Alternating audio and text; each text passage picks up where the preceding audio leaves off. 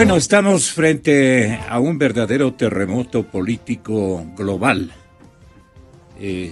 Vamos a establecer los contactos indispensables y vamos a hacer una revisión pormenorizada de las reacciones.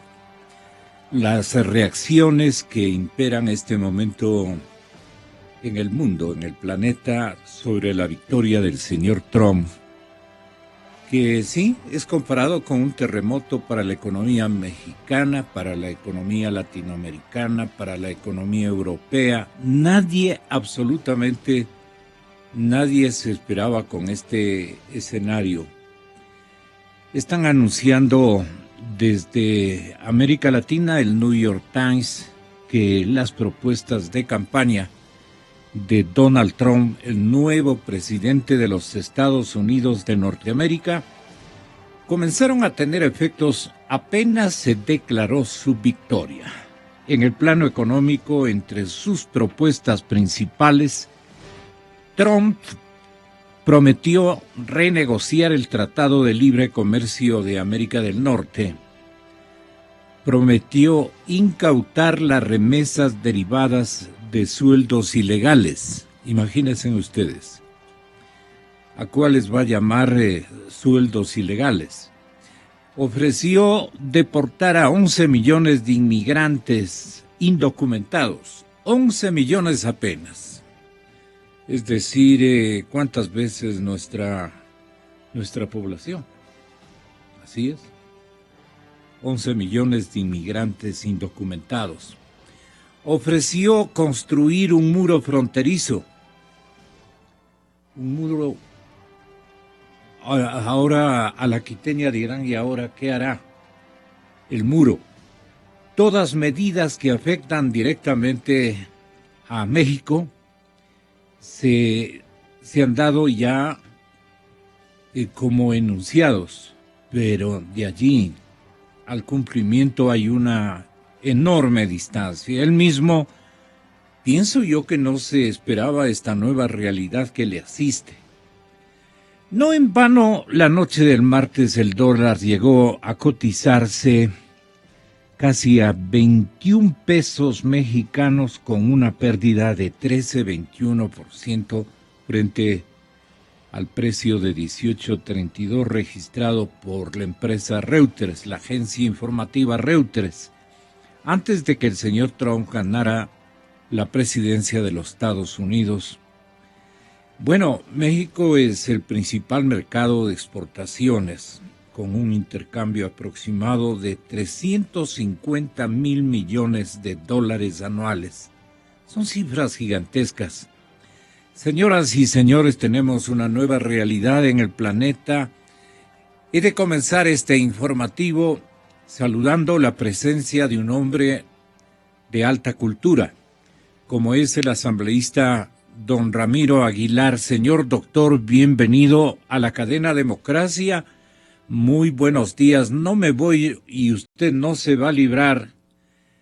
Y yo de preguntarle y usted de dignarse responderme el enigma gigantesco que, al igual que otros enigmas que ya vamos a analizar, ha configurado esta victoria, que aparentemente se la veía venir, pero toda la gente, tanto los que nos mantenemos en la región latinoamericana, como nuestros paisanos de región, todos los latinoamericanos que residen en la Unión Americana, en Estados Unidos de Norteamérica, esperaban que este temor o esta realidad angustiosa comience a dar una vuelta al filo de la medianoche. Llegó la medianoche ya con la noticia de que Donald Trump, contra todos los pronósticos, esperanzas, etcétera, etcétera, se convertía de a poco en el presidente de los Estados Unidos. La gente se aguantó hasta la medianoche, un poco más, doctor Aguilar, pensando que la Florida iba a rescatar, digamos, una votación que a filo de las 2:30 de la madrugada estaba ya proclamando la victoria del señor Trump. ¿Qué estamos viviendo, hombre de pensamiento libre? ¿Qué estamos viviendo en el planeta Tierra este momento, tomando en cuenta el gran liderazgo que ejerce desde hace algunos años, casi monolíticamente, la Unión Americana y parte de Europa? Ellos han configurado un cartel impresionantemente grande y dominan la economía. Ahora, ¿qué es lo que puede estar ocurriendo si el señor Trump comienza uno por uno a dar cumplimiento a sus ofertas o propuestas de campaña, peligrosas propuestas de campaña? Muy buenos días, Ramiro. Bienvenido, muchas gracias por esta coincidencia de que usted está inaugurando el presente informativo que resulta ser hartamente histórico. Gracias, Gonzalo. Buenos días a la audiencia. A ver, yo creo que lo de la victoria de Donald Trump nos obliga a sacar algunas lecciones en limpio desde el punto de vista político para luego tratar de interpretarlas.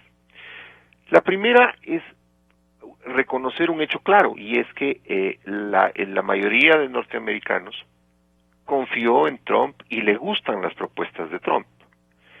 Eso quiere decir que en este mundo, en las primeras décadas del siglo XXI, el ciudadano está cansado de lo que se llama políticamente correcto. Es decir, una de las conclusiones a las que llegaban los analistas políticos anoche era que probablemente los más preocupados con la victoria de Trump sea el establishment político de Washington y el establishment político norteamericano. Porque es un triunfo que patea el tablero, es un triunfo que necesariamente va a significar, como usted bien apunta, Gonzalo, el cambio de paradigmas en la política norteamericana. Pero eso finalmente lo decidió la gente. El elector norteamericano tomó el riesgo, cansado de los políticos tradicionales, cansado de lo políticamente correcto, cansado de oír a veces lo que los analistas políticos creen que el ciudadano quiere oír, cuando en realidad el ciudadano quiere otra cosa. Mira, ayer a la par de la elección de Trump en algunos estados se tomaron dos decisiones sumamente importantes. En Florida, por ejemplo, se tomó la decisión del uso medicinal de la marihuana, y en otro estado, donde no me acuerdo el nombre, se autorizó la muerte asistida como último recurso cuando hay una enfermedad terminal, la eutanasia. Entonces, la elección de ayer marca un antes y un después en la historia del mundo, como usted apunta, y nos permite extraer otras lecturas. La gente cansada de lo políticamente correcto optó por un tipo que se sincronizaba mejor con lo que íntimamente pensaba la gente. En la Florida gana Trump, a pesar de que tuvo un discurso antilatino muy duro. Sin embargo, gana Trump porque se sintoniza con este sentir, por ejemplo, del tema de la necesidad de proteger las fuentes de trabajo de las gentes que ya están ahí. La segunda cosa que hay que aprender, Gonzalo, es que en estas elecciones, en las elecciones del siglo XXI, se están equivocando las encuestas porque la gente no le está diciendo al encuestador la verdad. Es decir, estamos volviendo a un voto vergonzante, un voto donde la gente le dice una cosa al encuestador y termina haciendo otra cosa en las urnas. ¿Por qué?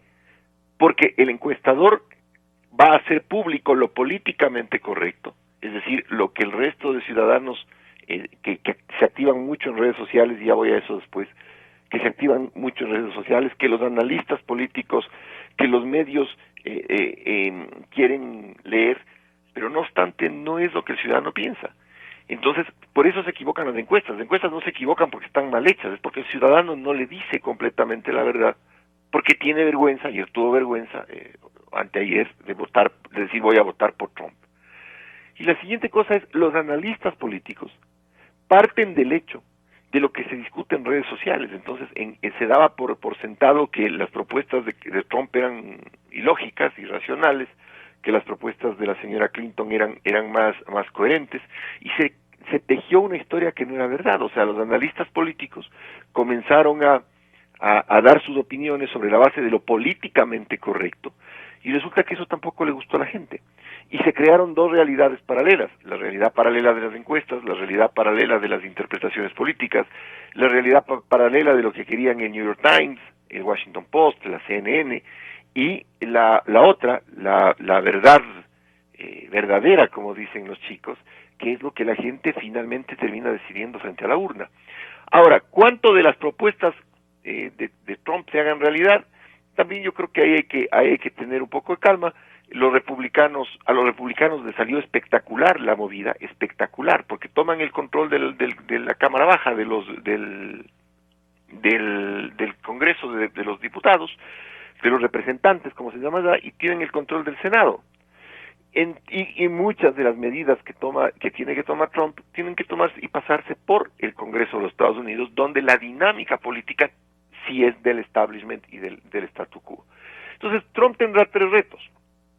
Primero, el mantener su palabra ante la gente que le dio su voto, incluso frente a sus excentricidades. Segundo, entender que ya no es el candidato que está buscando votos, sino que es el tipo que tiene la responsabilidad más grande del planeta, que es administrar el país más armado del mundo.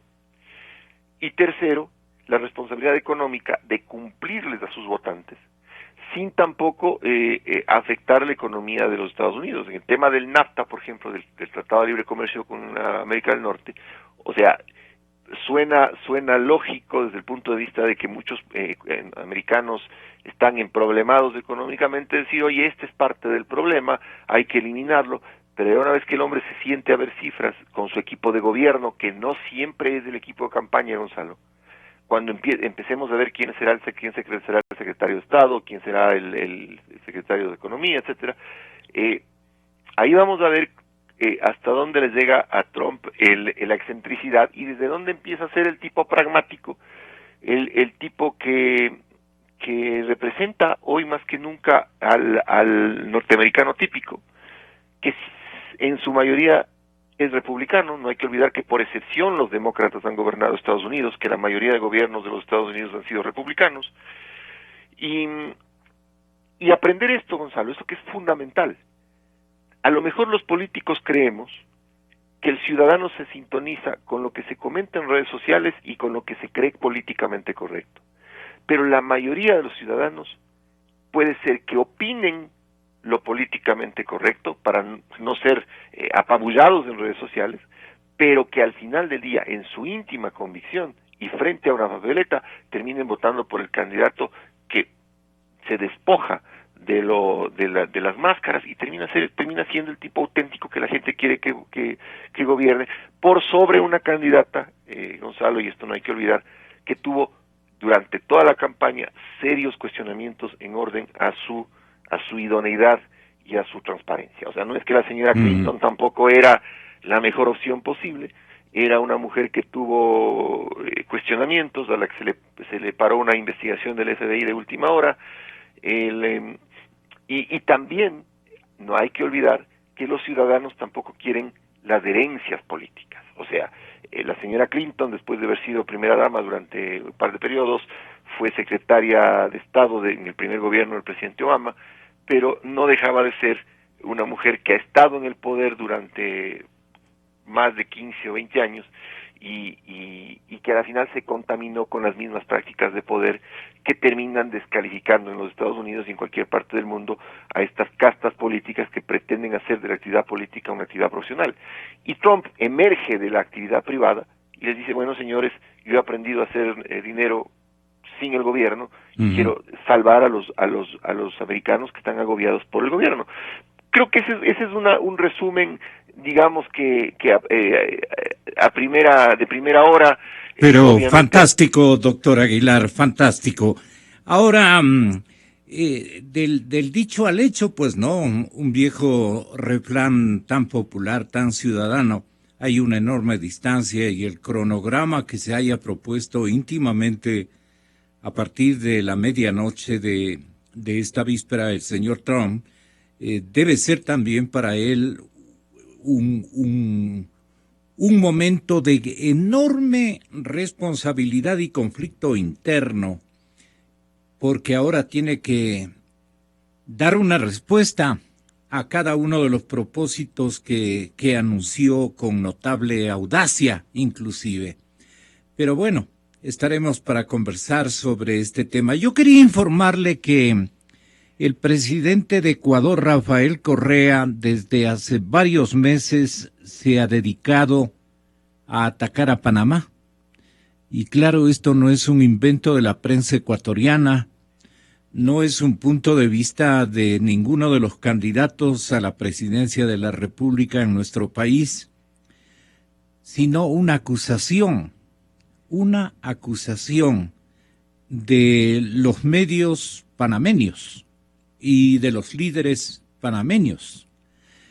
El presidente Rafael Correa desde hace varios meses se ha dedicado a atacar a Panamá, dice un artículo de opinión denominado Con Techo de Vidrio, que seguramente usted ya lo ha revisado del internet. Nos acusa, dicen los panameños, nos acusa de ser un paraíso fiscal, que somos un paraíso fiscal. Se ha dedicado también a atacar a los medios de comunicación colectiva que se le oponen en el Ecuador. Ahora, por haber escupido al cielo, le cae la brusca en la cara. Y no puede silenciar al medio en ese paraíso fiscal que denuncia la corrupción en las entrañas de su mismísimo gobierno. Resulta que es precisamente a Panamá a donde ha llegado suyos, entre ellos su vicepresidente Jorge Glass, dice el editorial, han desviado fortunas del patrimonio de todos los ecuatorianos. Repito, han desviado fortunas del patrimonio de todos los ecuatorianos. Aquí han abierto sociedades, esas mismas offshore que sus allegados utilizan luego para esconder riquezas. No lo dice este medio. ¿Cuál es el medio? El medio al que aludimos desde hace algunos días, cuyo nombre es La Estrella de Panamá, y que más bien se quedó corto frente a lo que se exigía complementar en términos de información ampliada, global, contundente. Quedaron puntos suspensivos. El periódico se abstuvo de ejercitar una complementación informativa, un seguimiento que llamamos en el lenguaje puramente periodístico, doctor Aguilar. Entonces resulta, dice el comunicado, casi es un comunicado, un editorial institucional de La Estrella de Panamá, es como que dijéramos del diario El Universo, del diario El Comercio, del diario Expreso, del diario La Hora. Dice Estrella de Panamá, resulta que es precisamente a Panamá a donde ha llegado suyos, entre ellos su vicepresidente Glass, han desviado fortunas del patrimonio de todos los ecuatorianos. Entonces, aquí han abierto sociedades, agrega, esas mismas offshore que sus allegados utilizan luego para esconder riquezas. No lo dice este medio, señala el periódico panameño. Son decenas de publicaciones que se han hecho en su propio país y en las que se denuncia estos flagrantes hechos de corrupción, especialmente desde Petroecuador, donde Glass ha sido el amo y señor. No lo estamos diciendo en los medios ecuatorianos, lo dice el periódico Estrella de Panamá, con más de una centuria de experiencia informativa y de presencia de columnas muy, muy singulares en el país centroamericano. Es irónico, pero promulga Correa que lo humano debe prevalecer sobre el capital, y ha sido sin consigna desde que llegó al poder. Ha sido su consigna, desde que llegó al poder. El hecho de que promulga el señor presidente ecuatoriano que lo humano debe prevalecer sobre el capital. ¿Cómo puede haber tanta diferencia de criterio entre un presidente y un vicepresidente? Esto resulta casi imposible, dice la Estrella de Panamá, imposible y sorprendente. Y más cuando Correa impulsa a Glass para que corra nuevamente como candidato a vicepresidente. ¿Por qué será?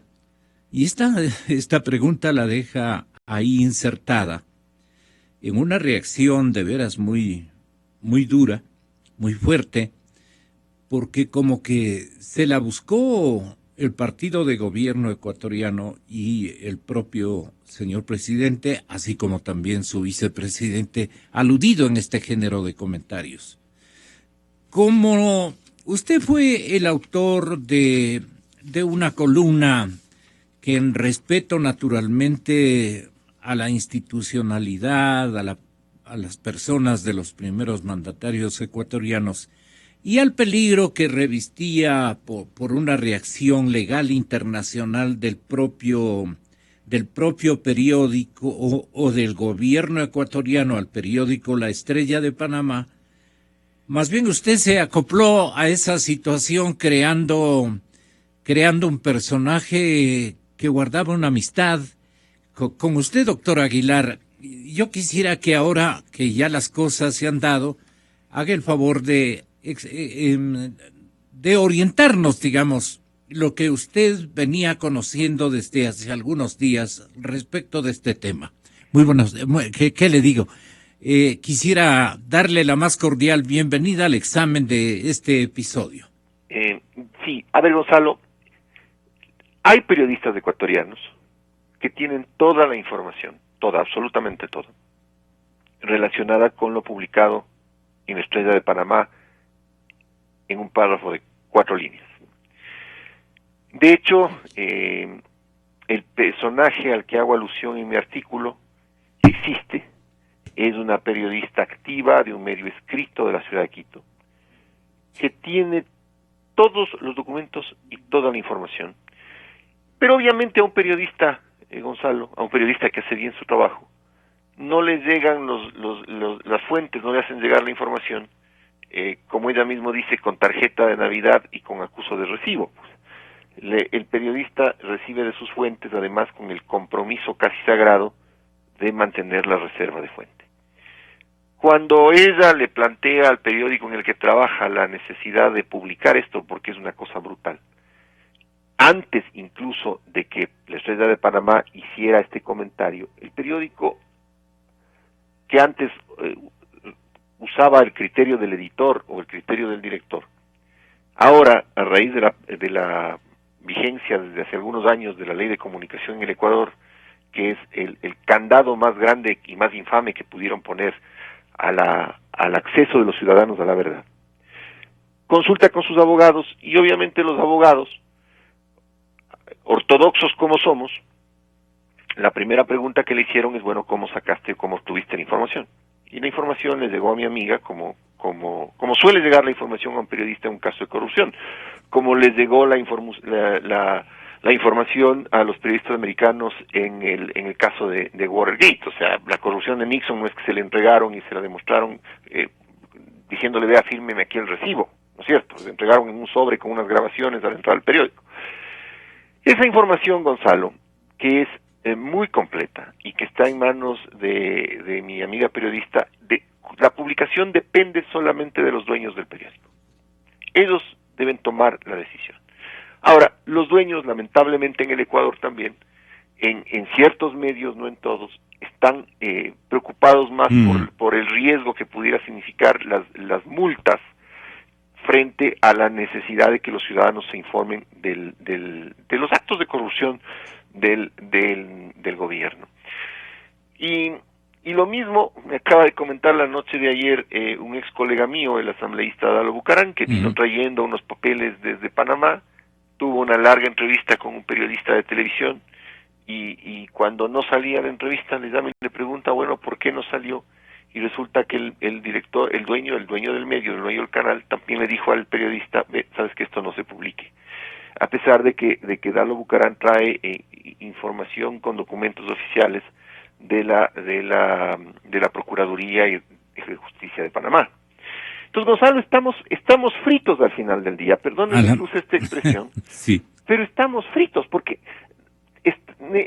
tenemos que rogar que los medios internacionales abran un espacio para publicar hechos que realmente son relevantes en el Ecuador. Y no podemos leer la información diaria en los periódicos y en ciertos medios audiovisuales, porque lamentablemente tenemos una dictadura de la comunicación. Una dictadura de la comunicación que tiene como herramienta de represión una herramienta normativa como es la ley de comunicación. Pero cuando el gobierno puso en duda el comentario pequeño de la Estrella de Panamá, no se imaginó que tras ese comentario pequeño hay una serie de documentos que tienen los periodistas ecuatorianos y que obviamente también tienen los periodistas panameños. Y el que queda mal parado aquí en la mitad es el fiscal general del Estado. Porque el fiscal general del Estado, quien es el que al final del día pide la información a Panamá y recibe lo que no le gusta, o sea, recibe de más de lo que pide. La brusca, como llaman ellos. Exactamente, es decir, pidió por cumplir con la formalidad y resulta que las autoridades panameñas, ya cansadas de que una persona les insulte y les deje todos los días y que use sus propias entidades y sus propios servicios financieros para actividades no lícitas, entonces le dan al fiscal toda la información y le dicen, vea señor, aquí no investigue tráfico de influencias, aquí investigue lo que usted tiene que investigar, que es lavado de activos y corrupción. Y eso es lo que lamentablemente un fiscal independiente, un fiscal autónomo, un fiscal sin compromisos políticos habría incluido al proceso inmediatamente y habría hecho público inmediatamente y habría vinculado a las personas involucradas inmediatamente. Vemos con pena, Gonzalo, como ciertos familiares del señor Pareja primero huyen y después la fiscalía anuncia que habían transferencias de dinero y después la fiscalía anuncia que les van a dictar medidas cautelares. Mientras tanto, todos los días, en las unidades de flagrancia de la Policía Judicial y de la Fiscalía en el Ecuador, la gente pobre, la gente humilde, que quebranta la ley, no tiene la posibilidad de que las autoridades le avisen antes y le digan, ve, ¿sabes qué? Te voy a procesar, andate primero. Eso es, Gonzalo, algo que ya tiene que terminar. O sea, salvo que los ecuatorianos queramos que nos dejen en huesos, debemos terminar con la corrupción en el Ecuador, porque la corrupción es un hecho que termina corrompiendo el alma de las gentes, pero además termina llevándose los recursos. Y la corrupción sumada a la impunidad, y reaccionar tarde es crear impunidad también. O sea que el fiscal está reaccionando siempre 3 días después de los implicados en el caso de Petroecuador. 3 días después, o sea, los señores se van, 3 días después el señor pide órdenes de prisión. Los señores se van, 3 días después pide información. Los señores se van, el fiscal pide información a Panamá, Panamá cumple con su deber, le envía la información completa y el tipo se queda atorado sin saber qué hacer.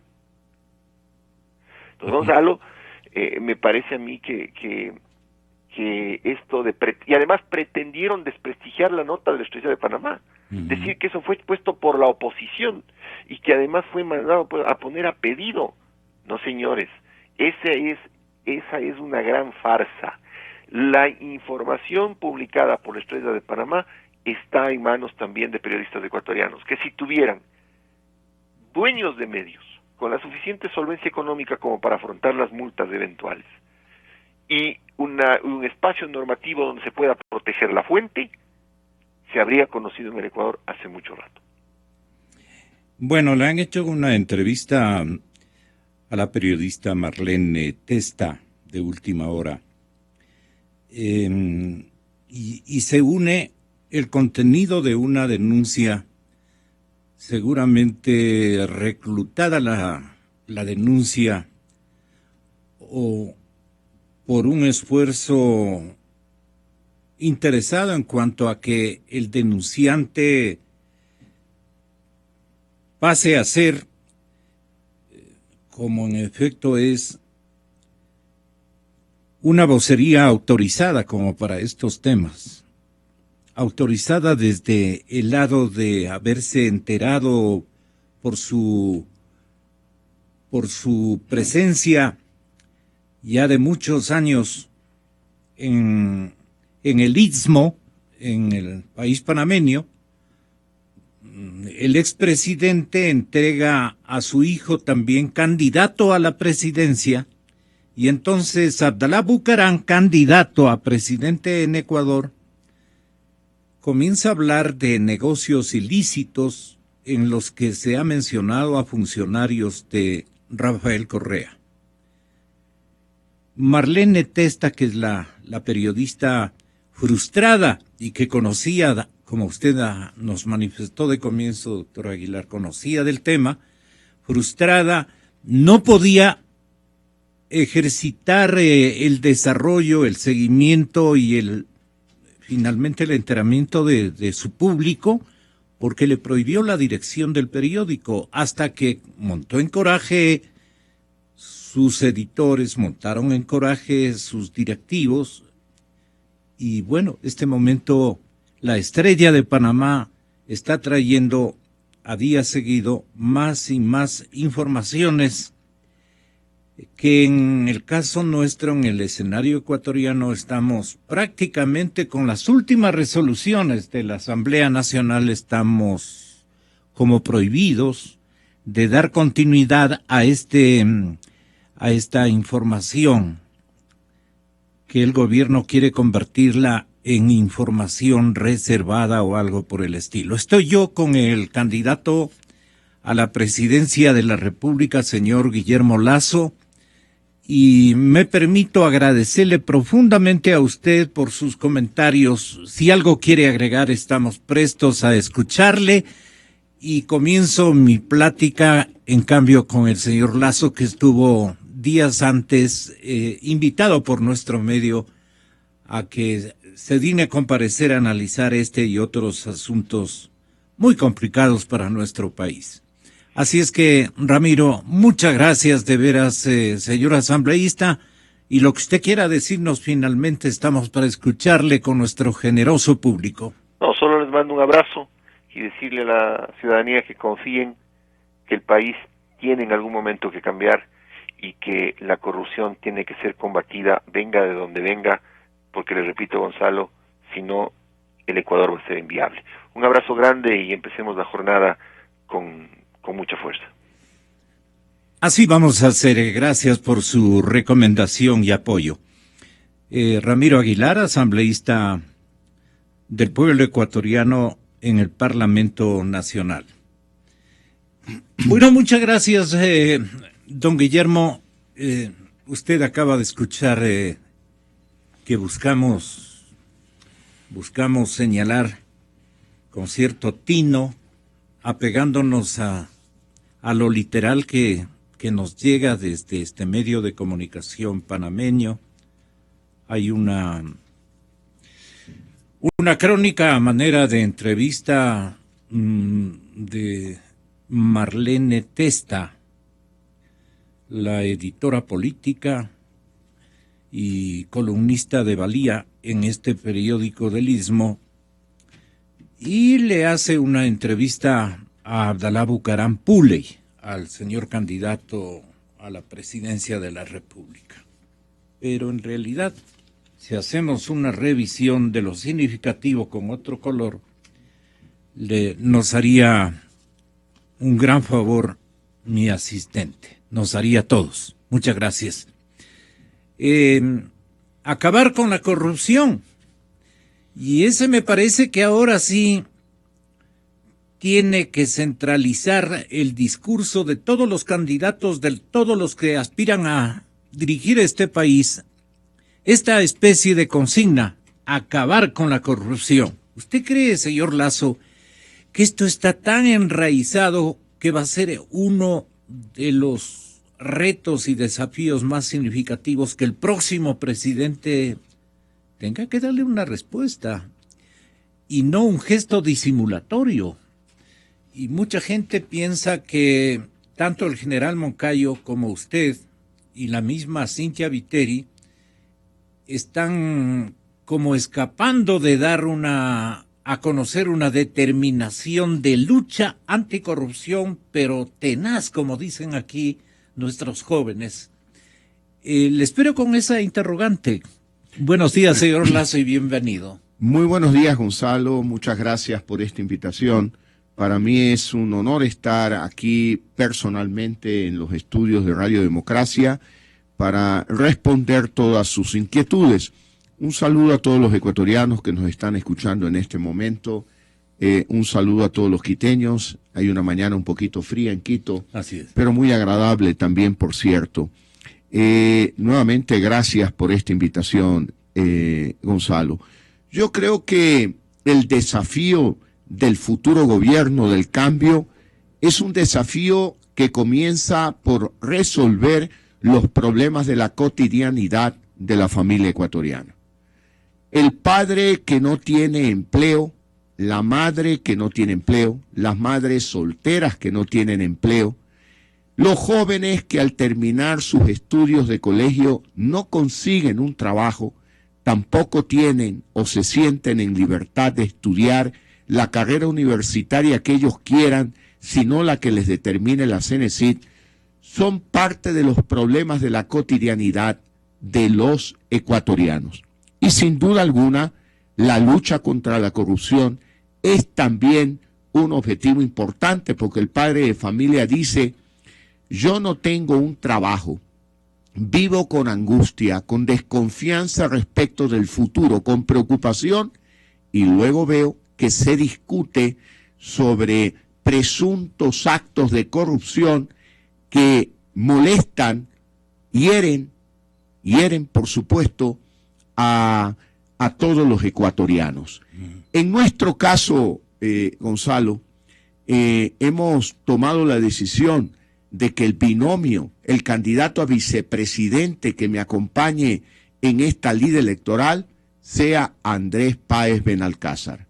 Andrés Páez es un ciudadano que se ha distinguido por la lucha contra la corrupción y que ha tenido la valentía de llevar esa lucha contra la corrupción a las calles de la ciudad de Quito.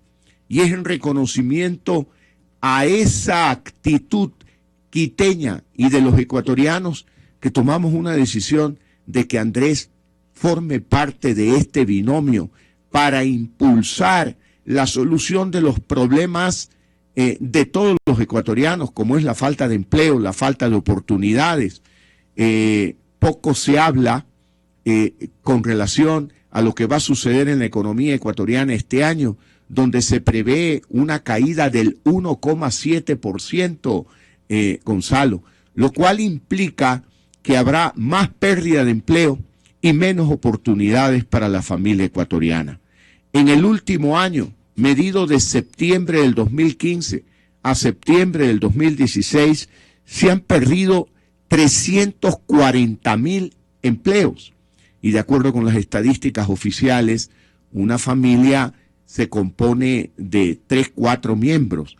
Al perder un padre de familia un empleo, se pone pues en una situación dura y difícil a una familia de 4 miembros. Es decir, 1.200.000 ecuatorianos aproximadamente han perdido calidad de vida.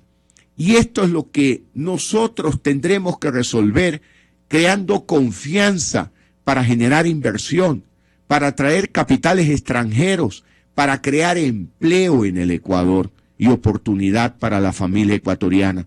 Y paralelamente, trabajar en un fortalecimiento institucional del Ecuador para que la Asamblea Nacional no renuncie, como de alguna manera ha renunciado en los últimos 10 años, a fiscalizar, para que el fiscal general de la nación sea una persona independiente del gobierno, que no sea pariente del presidente de la República, que la Corte Nacional de Justicia no responda al interés del gobierno, ni de los políticos de turno, sino que responda al interés de los ciudadanos, que la Contraloría General del Estado controle, que actúe, no como ahora, que prácticamente ciego, sordo y mudo durante los últimos 10 años. Necesitamos el fortalecimiento de las instituciones democráticas del Ecuador para, por la vía de esas instituciones, actuar en una potente lucha contra la corrupción, sin venganza, sin impunidad, respetando el debido proceso para que esos actos que devengan de una justicia y de una institucionalidad democrática se ejecuten con total potencia y sean castigados todos aquellos que hayan cometido delitos contra la fe pública, delitos por la mala administración de recursos públicos. El colapso de 340,000 empleos plenos nada tienen que ver con el acabose de puestos de trabajo de esta connotación de ser empleos plenos. El subempleo, que debe estar desbordando el 1,000,000 de víctimas fácilmente en nuestro país, así lo dicen, es el causante de la pobreza y de la pérdida de calidad de vida de los ecuatorianos, por un lado.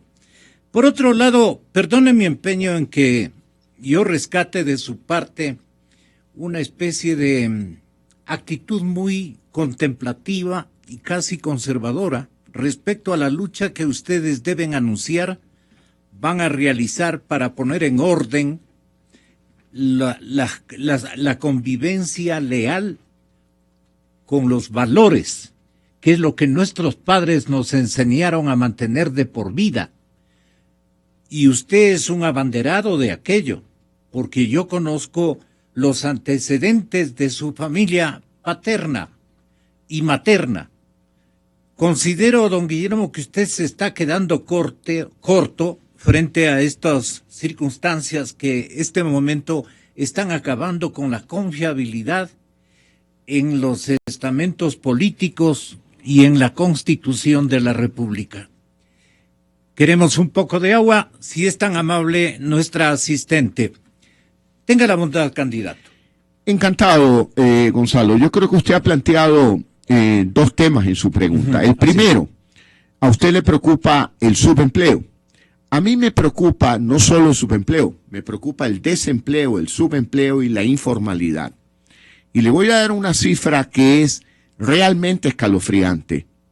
6 de cada 10 ecuatorianos que forman parte de la población económicamente activa del Ecuador, es decir, que están en condiciones de trabajar en zona urbana, en zona rural, que son jóvenes, que son adultos, adultos mayores, hombres, mujeres. 6 de cada 10 ecuatorianos viven en el desempleo, en el subempleo y en la informalidad. Por lo tanto, para ponerlo en números, en valores absolutos, 8 millones de ecuatorianos forman parte de la población económicamente activa. De aquellos 8 millones de ecuatorianos, solo 3 millones de ecuatorianos tienen un trabajo fijo, es decir, están afiliados a la Seguridad Social, cobran quincena, cobran a fin de mes y su vida puede ser relativamente predecible. Pero la gran mayoría, 5 millones de ecuatorianos, 5 millones, están en pobreza, viven en el desempleo, en el subempleo y en la informalidad. Tienen ingresos menores al valor de la canasta básica familiar y por lo tanto sus condiciones de vida son precarias. Esas son las cifras que justifican que nuestra principal propuesta de gobierno sea la creación de 1 millón de empleos fijos, de calidad, estables para la familia ecuatoriana en los próximos 4 años de gobierno. ¿Por qué deben confiar esos 5 millones de ecuatorianos en que usted le resolverá el problema a través de qué género de mecanismos? En primer lugar, Gonzalo, le ruego mil disculpas a usted y a quienes me escuchan por hablar de mí, pero soy el único candidato que ha tenido experiencia en la creación de empleo durante los últimos 45 años en el sector privado. Yo he creado muchos más de 100,000 empleos trabajando en el campo privado. Por lo tanto, tengo experiencia. Ningún otro candidato puede decir lo que yo acabo de decir. En segundo lugar, nosotros vamos a presentar nuestro plan del A más B más C igual empleo. ¿Qué significa la A? La A significa apoyo del gobierno. ¿Cómo puede existir un apoyo del gobierno para la creación de empleo? Primero, usted tiene que crear confianza en la economía. Tiene que declarar la independencia del Banco Central del Ecuador. Esto no le gusta al presidente saliente, pero es indispensable declarar esa independencia para que el gobierno no tenga la tentación, como ha sucumbido en esa tentación, de tomar dineros de la Reserva Monetaria Internacional, porque la Reserva Monetaria Internacional no es de propiedad del gobierno, le pertenece a la sociedad ecuatoriana, le pertenece a los depositantes de los bancos, le pertenece a los gobiernos autónomos descentralizados. Por lo tanto, mal ha hecho el gobierno de tomar cerca de 4.000 millones de dólares en préstamos para el gobierno central y para instituciones públicas administradas por el gobierno. En tercer lugar, usted tiene que administrar los recursos públicos con austeridad. No puede ser que en el momento en que se pierden, solo en el último año, 340.000 empleos, siga gastando en propaganda, en una actitud como si aquí no pasara nada, en vendernos la idea de que el Ecuador no está en crisis. Por ejemplo, Gonzalo, ¿qué vamos a hacer nosotros en los próximos 4 años de gobierno? Todo el presupuesto de comunicación del gobierno será destinado a una gran campaña de prevención para que nuestros niños, nuestros jóvenes, no consuman drogas en escuelas y colegios. Hay que dar un vuelco hacia la verdad, romper el grillete que le han puesto a los maestros ecuatorianos, que están prohibidos de hablar y de contar a la sociedad ecuatoriana lo que pasa en materia de consumo de drogas en escuelas y en colegios del Ecuador, que tiene su explicación en muchas razones. Una de ellas, la falta de empleo, la falta de trabajo, porque en algunos lugares penosamente son los propios padres de familia los que envían a sus hijos mayores a venderle droga a los menores en las escuelas y colegios. Tenemos que ser austeros, tenemos que priorizar, y prioridad para nosotros será cuidar a los niños, será cuidar a los jóvenes, será cuidar a la familia ecuatoriana, será crear unas condiciones de una economía que genere confianza. La B, ¿qué significa? Bajar impuestos, Gonzalo. Aquí estoy leyendo un titular del diario El Comercio del día de hoy, que si usted me lo permite, dice: adelante, la carga tributaria creció 7 puntos desde el 2006. Yo diría que es mucho más, porque a eso hay que sumarle no solamente los tributos, sino, por ejemplo, los aranceles adicionales que crearon bajo el pretexto de que somos un país dolarizado. Todo lo que se paga en tasas por los servicios que brinda el gobierno y que llega a cerca de 24 puntos del PIB, del Producto Interno Bruto del Ecuador. Necesitamos... ¿Qué porcentaje tiene 24 usted? Puntos del PIB. ¿Qué necesitamos hacer entonces? Primero, tenemos que eliminar la figura del anticipo de impuesto a la renta. Ese impuesto es el impuesto más perverso, que tiene boca abajo a los pequeños comerciantes, que tiene boca abajo a los pequeños industriales, los que dicen: oiga, me fue bien en el año 2014, gané $50.000 en el año, $100.000, pagué de impuestos 11.000 o 22.000 dólares de impuesto a la renta. Muy bien, tuve utilidades, tuve que pagar impuestos, pero al siguiente año las ventas cayeron a la mitad. Ya no tenemos utilidades y tenemos que seguir pagando 22.000 o 11.000 dólares de impuestos. Ese impuesto es perverso.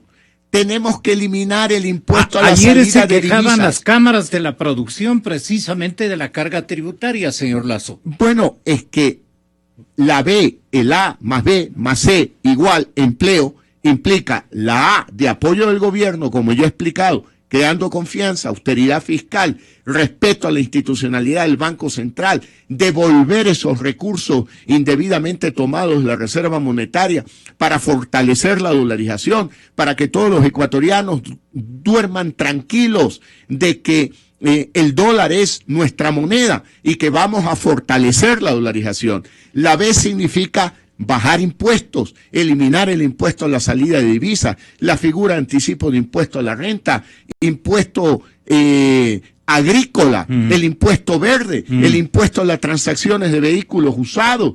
Tenemos que eliminar aquel ICE del 100% a la importación de cocinas de gas, aprobado en asamblea en diciembre del 14, con el propósito de obligar a que las madres de familia de la familia ecuatoriana cocinen en cocina de inducción y no en cocina de gas. El gobierno. ¿Y con qué ingresos, rápidamente, en asociación de ideas? ¿Con qué ingresos una administración presidencial de Guillermo Lasso podría pagar la deuda externa, interna? Mire, Gonzalo, yo voy aquí a darle un mensaje, a trasladarle una lección del tendero de la esquina.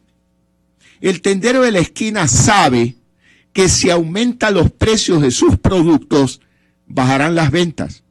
Y él sabe que si baja los precios, aumentan las ventas. Y cuando aumentan las ventas, aumentan los ingresos. Y a todos les va bien, al que compre en la tienda y al dueño de la tienda. Ya está probado que el gobierno correísta, pues, ha aprobado 28 reformas tributarias en 10 años de gobierno. 28 reformas. Y fíjese lo que hizo a propósito del terremoto de Manabí y Esmeraldas en este año. Creó nuevos impuestos, aumentó el IVA. ¿Y qué ha pasado en realidad? Ha bajado la recaudación tributaria. ¿Esto qué quiere decir?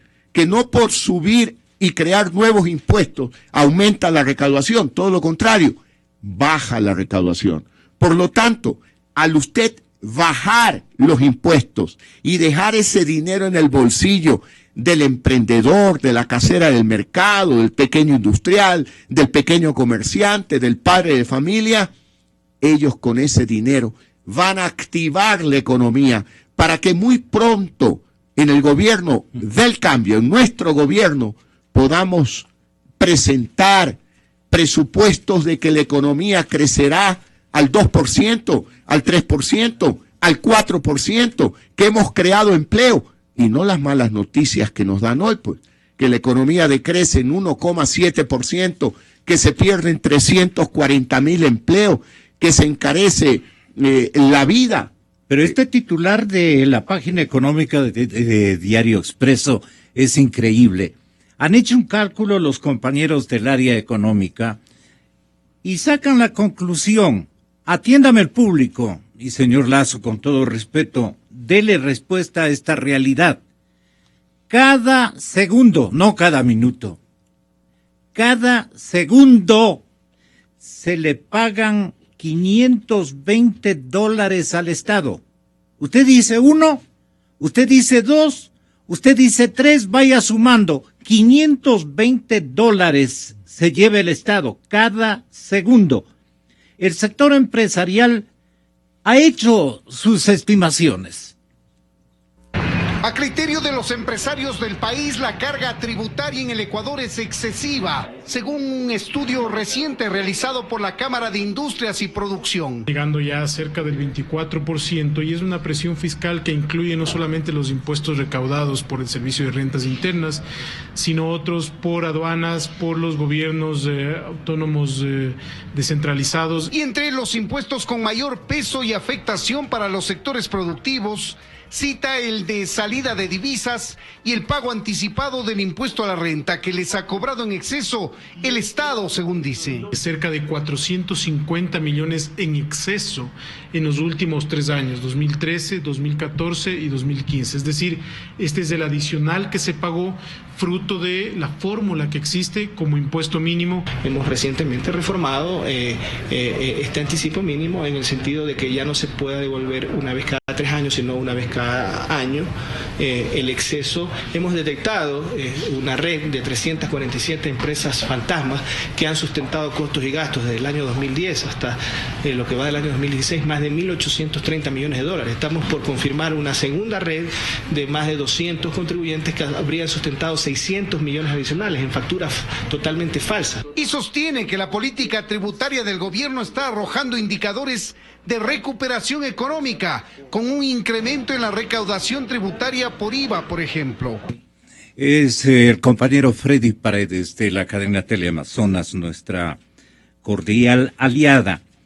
Y Leonardo Orlando, que es el director del SRI, también trata de justificar en la cadena Ecoavisa el porqué de semejante alícuota que tiene que succionar prácticamente de los bolsillos del emprendedor, del hombre que da trabajo, del Guillermo Lasso que se encuentra en todas partes, porque ese es el rey del emprendimiento. Usted ha sido un rey del emprendimiento y con un hombre de mucha suerte, pero también de visiones distintas, y por eso tiene lo que tiene. Señor Lasso, tengo que decirlo de esa manera. Muchas gracias, Gonzalo. Yo lo que he sido es un hombre de trabajo, un hombre de familia.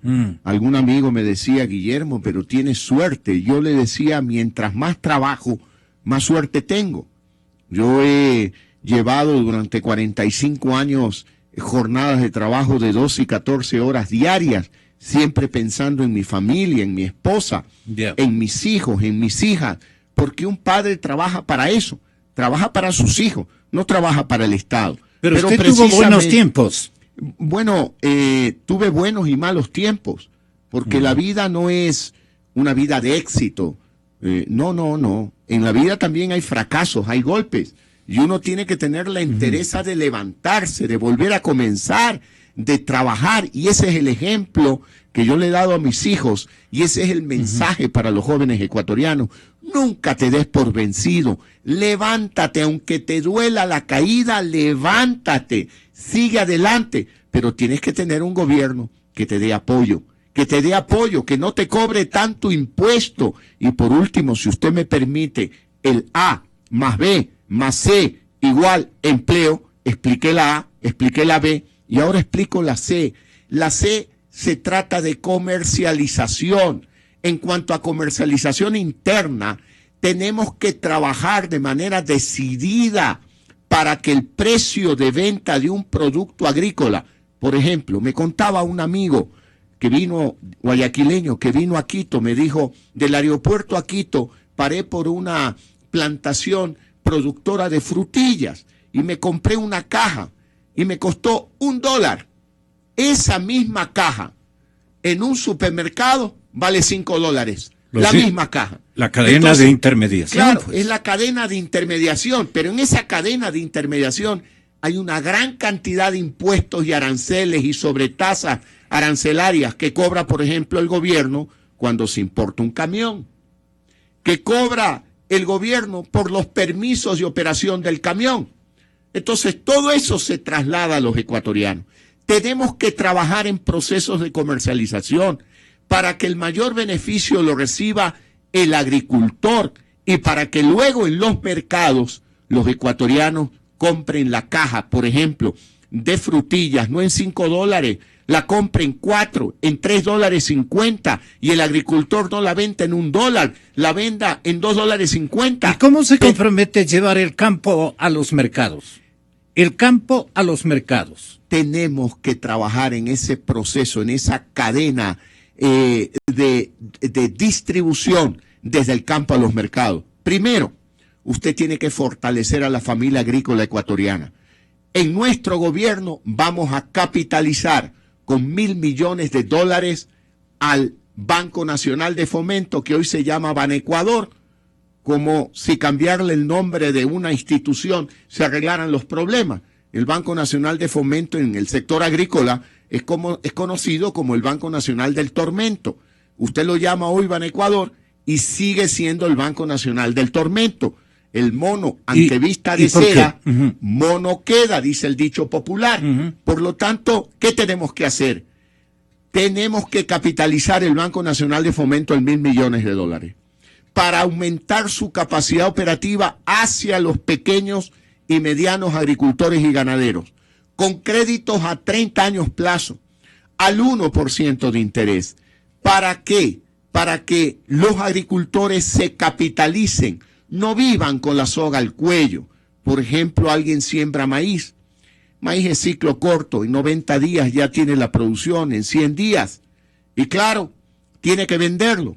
Pero resulta que hay un exceso de producción de maíz, cae el precio, y ahí llega el intermediario y le dice, tanto te doy por el quintal de maíz. Y luego le llega el Banco de Fomento y le dice, si no me pagas te quito la finca. ¿Por qué? Porque le dieron crédito a muy corto plazo. Tenemos que trabajar con crédito a largo plazo para que el que tenga la sartén por el mango sea el agricultor, no el intermediario. Y tenemos que trabajar también en procesos de comercialización internas que faciliten, por ejemplo, el transporte de los productos de los centros de producción a las grandes carreteras. Tenemos que trabajar en caminos vecinales. El gobierno dice, pero si hay carreteras, y ciertamente que hay algunas carreteras, pero muchas están vacías. En nuestro gobierno las vamos a llenar de camiones que llevan la producción desde la hacienda hasta los mercados. Las vamos a llenar de buses que llevan a padres y madres de familia de sus casas a sus puestos de trabajo. Esas carreteras las vamos a llenar de jóvenes ecuatorianos, de aquellos jóvenes que con ilusión a los 21, 22, 23 años empiezan a soñar como yo soñaba, tener una linda esposa, tener hijos, tener un trabajo, prosperar, progresar en la vida. Esos jóvenes que en una moto, en un auto usado, pequeñito, pero no nos ha una dicho camioneta que salga más barata de lo que cuesta ahora, estudien en la universidad que ellos quieran. No la carrera que le diga la CENESID, sino la carrera que le diga su alma, su vocación, su corazón, Gonzalo. Ok, pero no nos ha dicho, señor Lazo, ¿cómo piensa usted impedir que el Estado se lo lleve todo? Vea lo que dice y destaca como un éxito impresionantemente grande de parte de la política fiscal el señor Leonardo Orlando. Vea lo que dice. En estos últimos 5 meses ya podemos dividir la recaudación de este año en 2 periodos, en dos quimestres.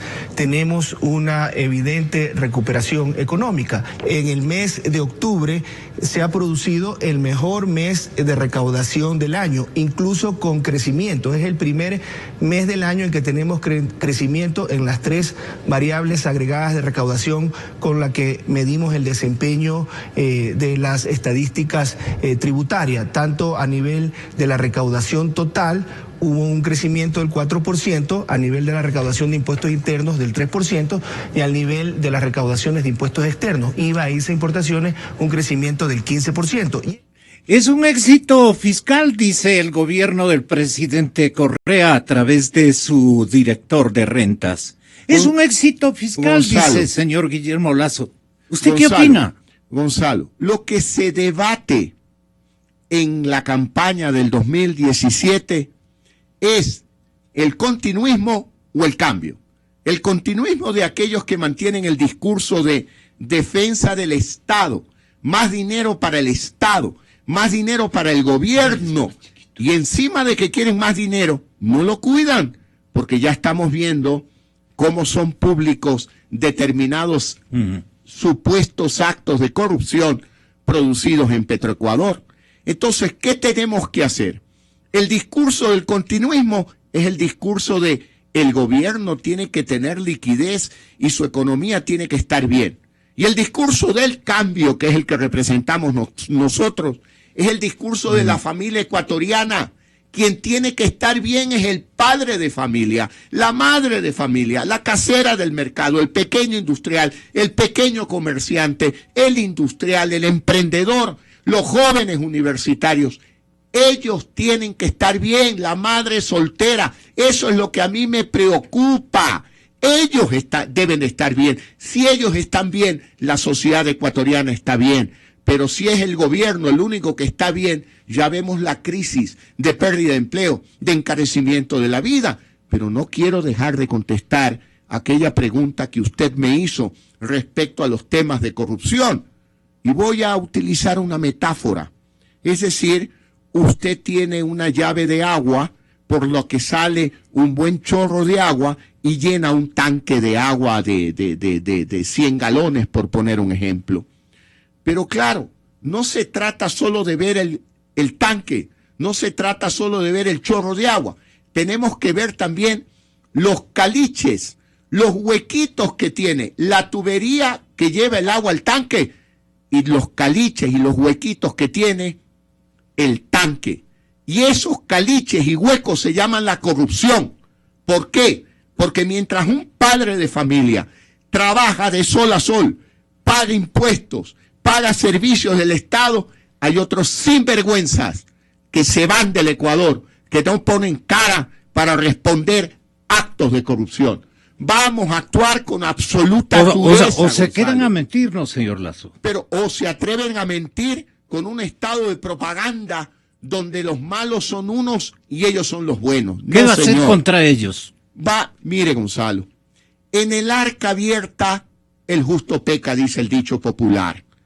No nos vengan a decir que es que cuando nombraron a estos funcionarios que han escapado del Ecuador ahora, resulta que eran buenos y se dañaron, así que estoy dolido. No, señor, usted, presidente saliente, es el responsable de haber dejado el arca abierta y dejar que los justos pequen. ¿Por qué? Porque usted ha gobernado durante 10 años, la mayor cantidad de tiempo, con decretos de emergencia. ¿Para qué? Para que se asignen a dedos los contratos públicos. En nuestro gobierno no vamos a gobernar con decretos de emergencia, salvo casos realmente excepcionales. Excepcional sería un terremoto como el de Manabí y Esmeralda. Pero ¿cómo usted explica que durante 10 años se asignen contratos en todas las instituciones bajo decretos de emergencia a dedo? En segundo lugar, fue usted, presidente saliente, el que eliminó el informe previo de Procuraduría, el informe previo de Contraloría, que son los candados necesarios. Que creó nuestra institucionalidad. Pero es que esa es la institucionalidad democrática en todo país del mundo. Seguro. El arca tiene que estar cerrada. ¿Quién la abre? La llave de una licitación pública internacional. Que no le quede duda a los ecuatorianos que ese contrato se le asignó a la empresa que representa los mejores beneficios para los 16 millones de ecuatorianos. Esa es una llave. Otra llave, cuando el procurador dice, perfecto, todo el proceso de licitación está de acuerdo con la ley, se han cumplido todos los requisitos y doy informe favorable. Y una tercera llave, que el contralor pueda revisar todo el proceso y pueda decir si esto está limpio, pero que no sea mudo, pues, que no se pase 10 años callado. No puede ser. Y que mañana, si alguien se atreve a abrir esa arca para que a través de un caliche, con un acto de corrupción, le llegue un centavo que no debió haber llevado a su bolsillo, el fiscal actúe con todo el peso de la ley, con todo el rigor de la ley. Pero además necesitamos una asamblea a la que vamos a respetar en su función de fiscalización. Correcto. Vamos a necesitar, Gonzalo, una prensa independiente y libre que no le tenga miedo al gobierno. Necesitamos periodismo investigativo. Es una de las herramientas importantes para la lucha contra la corrupción. ¿Es una necesidad nacional, cree usted? Es una necesidad democrática, es esencial en democracia. Por lo tanto, los desafíos que vamos a tener con Andrés Páez son muy grandes, pero junto a nosotros tenemos equipos de trabajo que lo componen más de 200 personas con las que hemos trabajado el programa de gobierno de los primeros 100 días. el programa de gobierno en materia económica de los 4 años, el programa de gobierno en reforma institucional, donde han participado profesionales de primera categoría, Pablo Arosemena Mario, Aparicio Caicedo, Jaime Carrera, donde han participado Enrique Herrería, por ejemplo, Diego Ordóñez, donde ha participado Hernán Salgado y muchos otros ecuatorianos de buena fe. Y a todos les decimos, nuestras puertas están abiertas, no nos consideramos dueños de la verdad, necesitamos escuchar a más ecuatorianos. ¿Cómo va a seleccionar a sus colaboradores? Su entorno de administradores de cada ámbito de la administración pública, porque el señor presidente Correa lo que justifica es que, por ejemplo, un Pareja Llanuselli fue un hombre probo, fue un hombre honorable, fue un hombre honradísimo, pero como usted dice, en el arca abierta y viendo a todos lo que hacen, señala lo que cualquier ciudadano dice: si no me robo yo, viene el otro y se roba, voy a robarme yo este mismo instante. ¿Usted cómo piensa seleccionar al personal de colaboradores que a su vez cuiden el erario nacional, la riqueza que producimos con el trabajo y con los tributos del resto de ecuatorianos, señor Lazo? Nuestro equipo de gobierno, Gonzalo, estará conformado por los mejores ecuatorianos. Pero verá que en todas las candidaturas hay arribistas y se los ve allí frotándose las manos. Que se froten las manos. Con Lazo parece que nos vamos a componer, dicen ellos. No, mi querido Gonzalo. Nuestro equipo de gobierno estará compuesto por ministros, subsecretarios, directores, gerentes de empresas públicas que no sean pasasillas, que estén bien preparados, capacitados, que no le tiemblen las canillas cuando van a hablar con el presidente del Ecuador, que se enfrenten conmigo, que digan la verdad con claridad, porque la obligación de ellos y mía será defender el interés público de todos los ecuatorianos, porque el voto que nos van a dar para ganar las elecciones en febrero del 17 es un voto de confianza, que no lo podemos traicionar, que tenemos que poner el buen ejemplo, así como en una familia la mejor manera de educar de parte del padre y la madre es con el ejemplo. También en un gobierno, si hay un presidente con absoluta transparencia, que no anda con vanidades de gastar recursos del Estado en grandes caravanas, en 2 aviones presidenciales, en publicidad para poner su cara más bonita. No, señor, tenemos que tener funcionarios. Y yo ya he dado muestra de eso.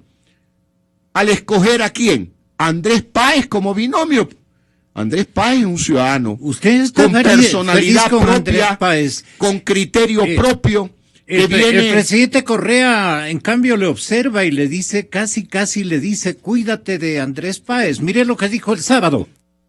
Incomprensible la elección de binomio de Lazo. Solo hay una explicación. Como está tan desesperado porque no sube, no pasa el 16%, menos de lo que sacó en el 2013, que fue 23%, te van a utilizar la táctica kamikaze. Ponen como vicepresidente un tipo que no le da un voto, le quita voto. La imagen de Páez, pues nadie le cree, tiene una imagen pésima, pero para que insulte y tratar de bajar al otro y obligar una segunda vuelta. ¿Sí me explico? Sí.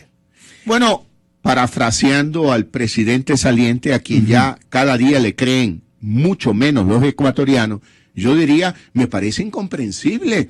¿Cómo es posible que nombren de binomio al vicepresidente, a quien le encargaron los sectores estratégicos y quien no se preocupó pues de cuidar el arca? La dejó abierta.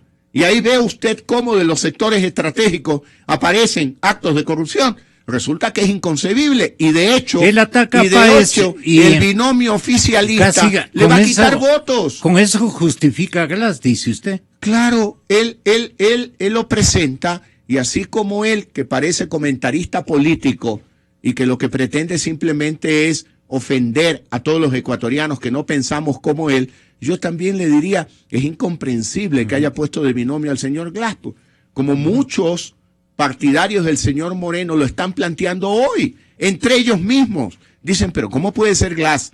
Mira todo lo que está apareciendo de Petroecuador, de la refinería de Esmeralda, el despilfarro de la refinería ¿Ya no es del coincidencia, Pacífico. según usted? No, yo no sé si es coincidencia o no.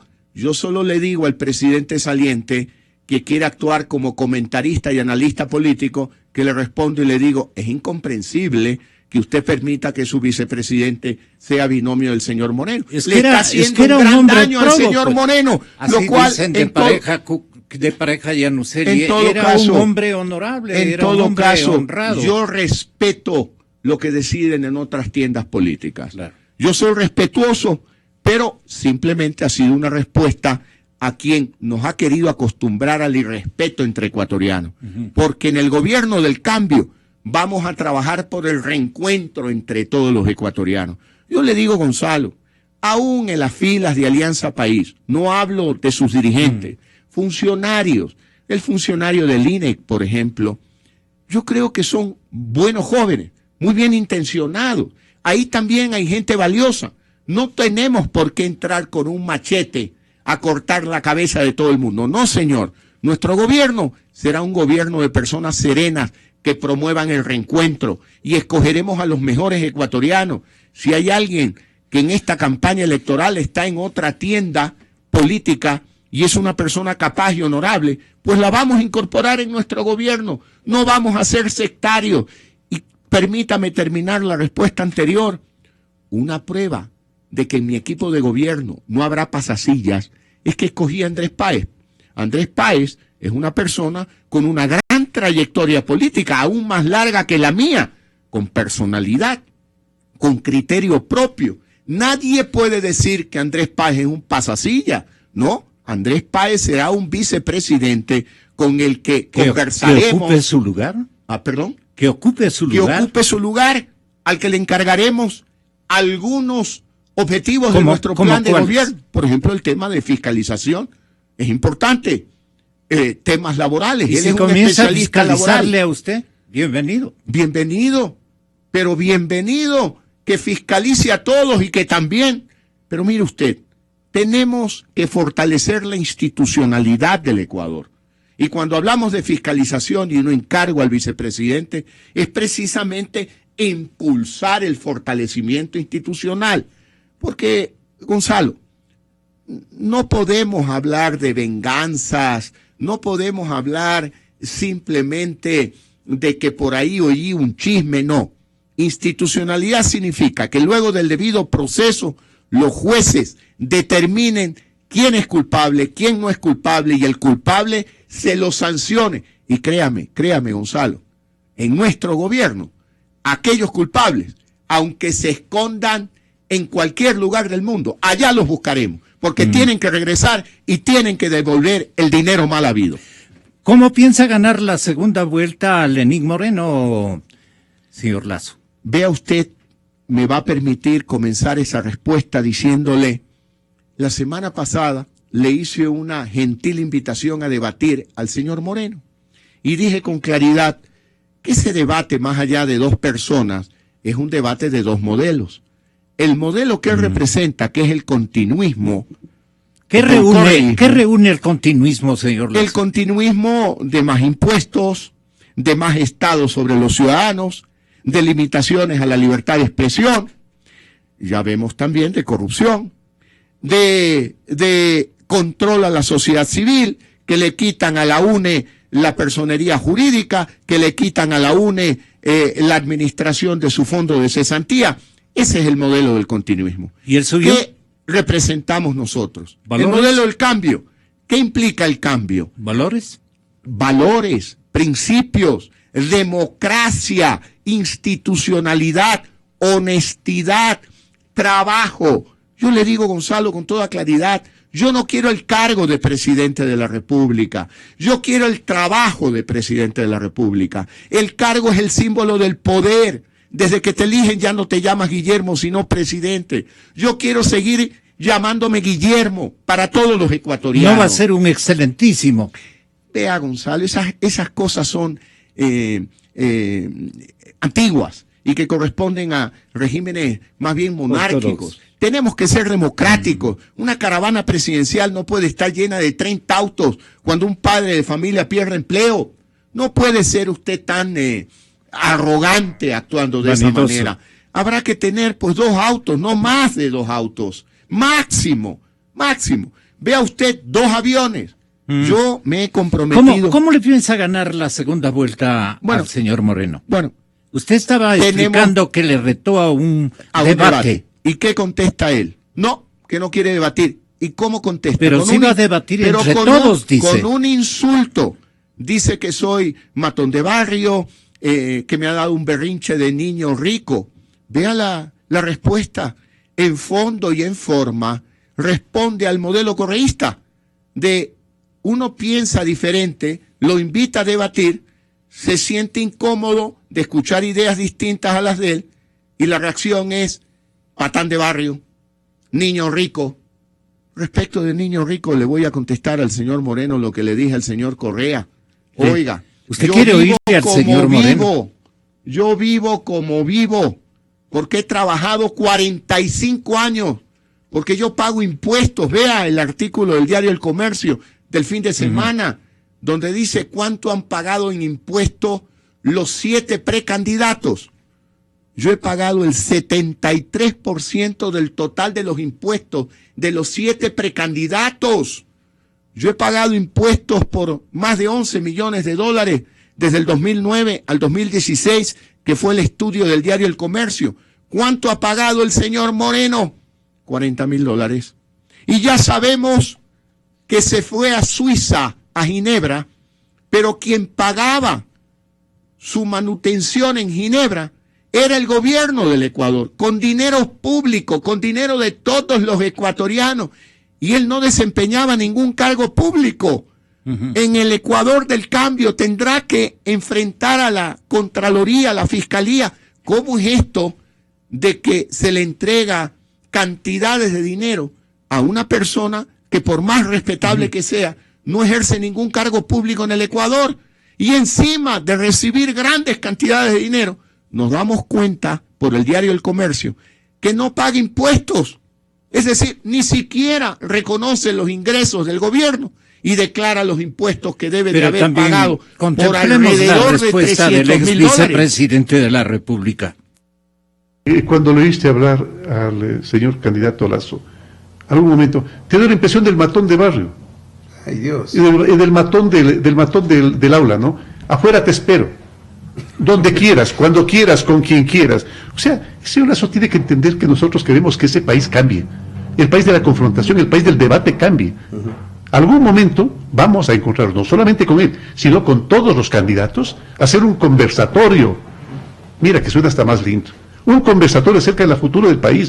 Porque tiene que ser debate. Es importante que invitemos a un conversatorio sobre el futuro del país para intercambiar opiniones. No desea debate, quiere un conversatorio, dice. Pero ¿Qué le parece a usted? Vea, Gonzalo, primero definamos qué es la palabra debate. Debate es precisamente eso, un conversatorio donde personas con diferentes pensamientos hacen propuestas distintas sobre un mismo tema. ¿Cuál es el tema? Los últimos 10 años del correísmo que él representa y el futuro del Ecuador. Ese es el tema. Él tiene ideas, sin duda alguna, que representan el continuismo de Correa, que ya las conoce todo el Ecuador, y nosotros tenemos las ideas del cambio. Nos preocupa la familia ecuatoriana.